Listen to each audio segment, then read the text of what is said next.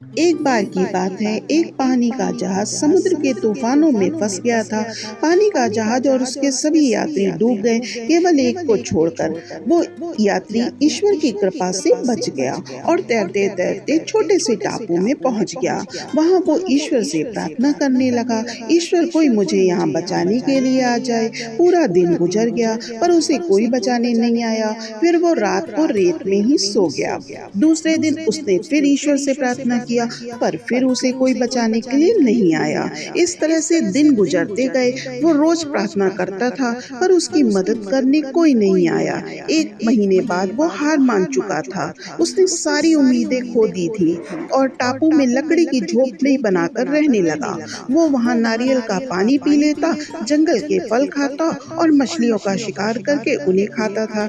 एक दिन वो मछली पकाने के लिए चूल्हा जलाया ही था, तभी लकड़ियां खत्म हो गईं। वो लकड़ी लेने बाहर गया। जब वो लौट कर आया तो उसकी झोपड़ी में आग लग चुकी थी। ये देख करके वो बहुत उदास हो गया और ईश्वर को कोसने लगा। उसने कहा, ईश्वर आप बहुत निर्दयी हो।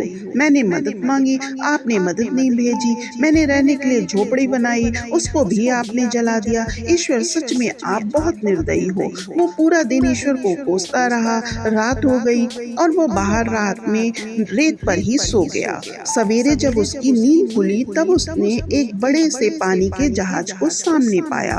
उसे अपनी आंखों पर भरोसा नहीं हो रहा था कि कोई उसे बचाने के लिए आ गया है। वो पानी के जहाज पर चढ़ा और पानी का जहाज चलने लगा। उत्सुकतावश उसने जहाज के कैप्टन से पूछा कि आपको कैसे पता चला कि इस सुनसान टापू पर मैं फंसा हुआ हूँ। कैप्टन ने कहा कि आपने ही तो कल सिग्नल भेजा था। इस पर उस आदमी ने कहा कि मैंने तो कोई फायर सिग्नल नहीं भेजा। फिर उसे अपनी जलती हुई झोपड़ी की याद आई और वो समझ गया कि कैप्टन ने उसकी जलती हुई झोपड़ी को सिग्नल समझ लिया है। उसे एहसास हुआ कि झोपड़ी में आग लगना ईश्वर का प्लान था ताकि वो उस टापू से बाहर निकल सके।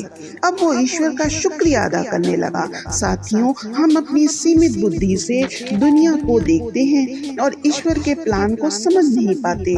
जब भी बुरा वक्त आता है हम ईश्वर को कोसने लगते हैं, जबकि हमें ईश्वर पर विश्वास करके अपने कर्म करते रहना चाहिए। जब भी बुरा वक्त आए तो हमेशा याद रखना कि इसमें भी ईश्वर ने आपके लिए कुछ बेहतर सोच रखा है, जो सही समय आने पर आपको पता चलेगा। इसलिए कभी भी हार मत मानना और अपने अच्छे कर्म करते रहना।